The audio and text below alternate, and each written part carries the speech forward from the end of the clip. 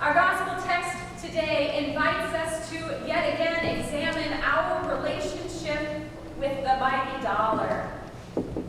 We hear Jesus say in no uncertain terms, you cannot serve both God and wealth. And yet, unfortunately, in our culture, Master Mammon is alive and well. Money and greed, they vie for our loyalty and draw us away from the true riches of God's kingdom. This is an age-old issue, yet as relevant as ever. So in today's parable, we hear about a rich man who discovers that his manager is squandering his property. And when he calls the manager to account, the manager goes to each of his master's debtors and forgives them some of their debt. Now we are told that this manager's motives are self-serving. He did it so that those people will welcome him into their homes when he no longer has a job. And doesn't that make sense? I mean, he's a corrupt manager. Certainly he would use the system to save himself, to ingratiate himself to others.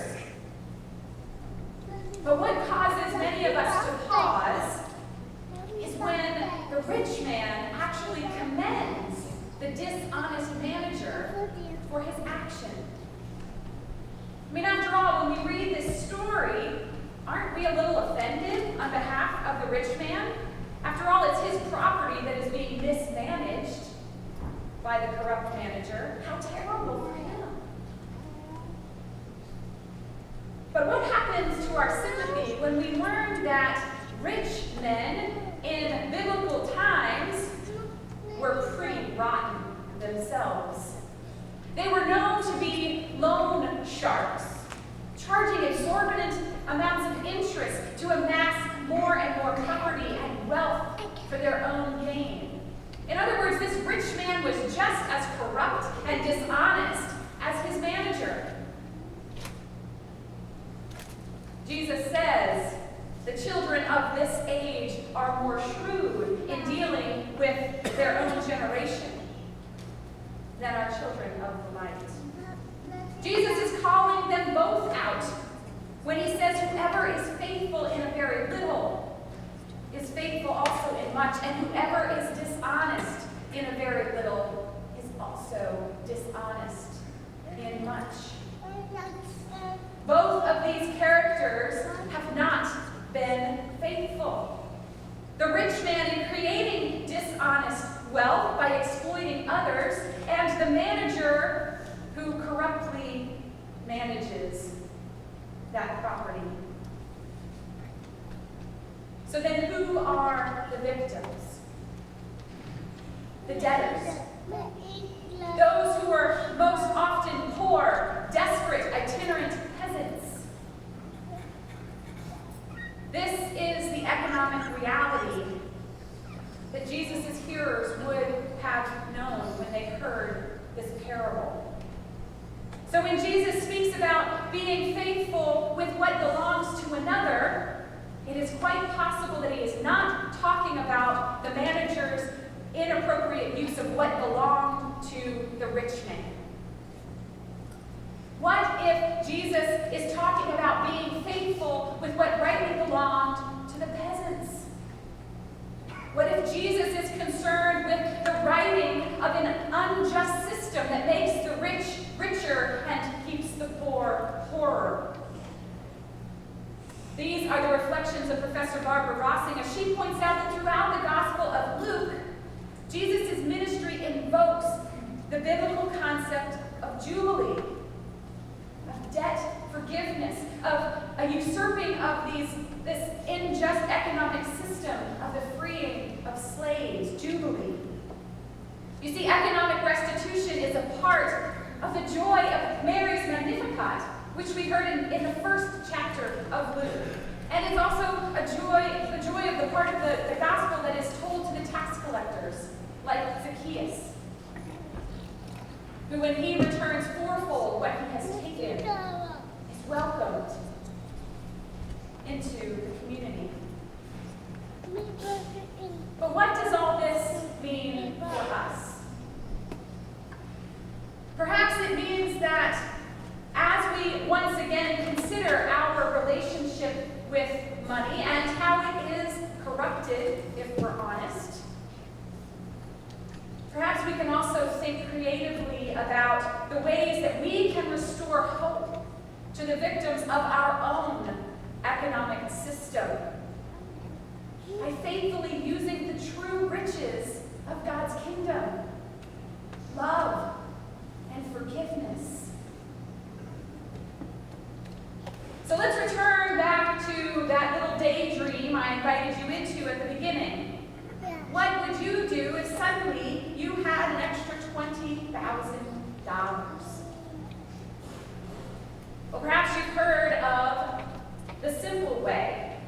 It's an intentional Christian community that works with the homeless in downtown Philadelphia.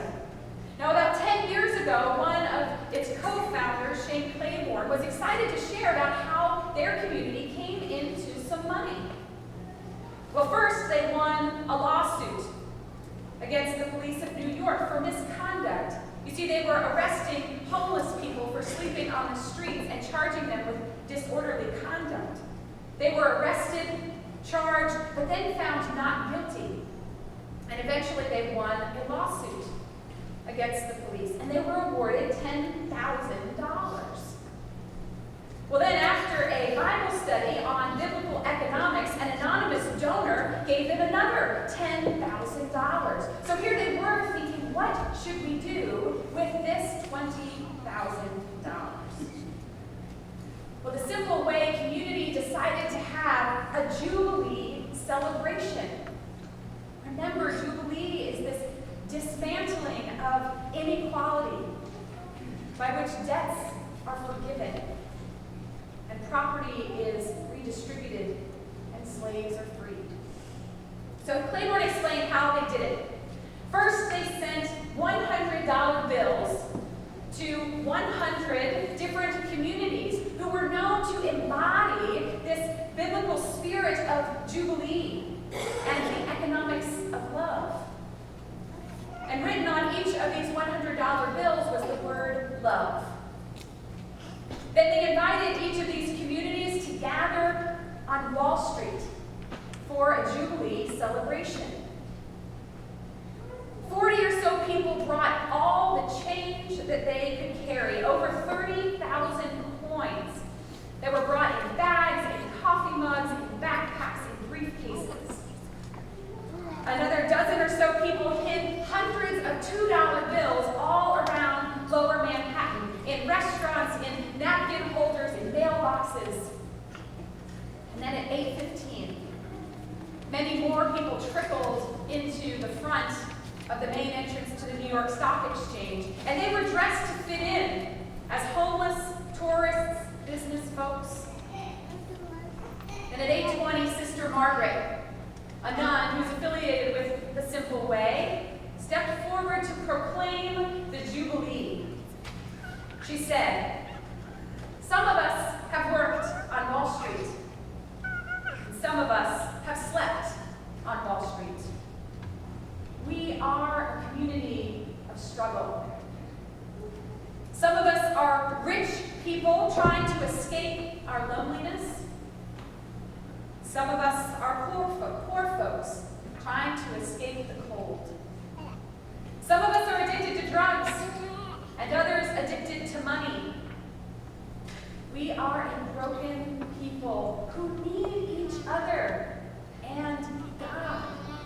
For we have come to realize the mess that we have created of our world and how deeply we suffer from that mess. Another world is possible," she says. "Another world is necessary. Another world is already here." And then Sister Margaret blew the ram's horn and said, "Let the celebration begin." And people in the balconies threw hundreds of dollars of paper money filling the air. Banners were dropped that said things like "Stop terrorism," share, love, and there is enough for everyone's need, but not enough for everyone's greed. God needs. And the streets turned silver as the folks in disguise poured out their change. The sidewalks were decorated with chalk and the air was filled with bubbles.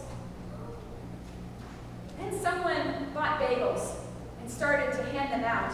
Others were sharing their winter clothes. And another man even hugged someone and said, "Now I can get my prescription filled." So why do they do this? Because generosity is more powerful than greed. And darkness is overcome by light. And that is how hope is proclaimed. But you know, it isn't just a simple way who is proclaiming hope.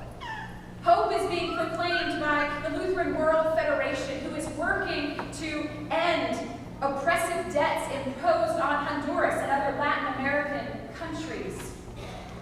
Hope is being proclaimed by Holy Trinity Lutheran Church in Minnesota, who opened up a nonprofit organization called Exodus Lending. It's a zero interest rate lending organization that helps get Minnesotans out of bondage from payday lending debts. And hope is being proclaimed by young adults in the D.C. area who have pledged to carry around $100 in cash each month and randomly give it out to people they see in need. Jesus invites us to break free from Master Mammon and serve faithfully with the true riches of God's kingdom, love and kindness,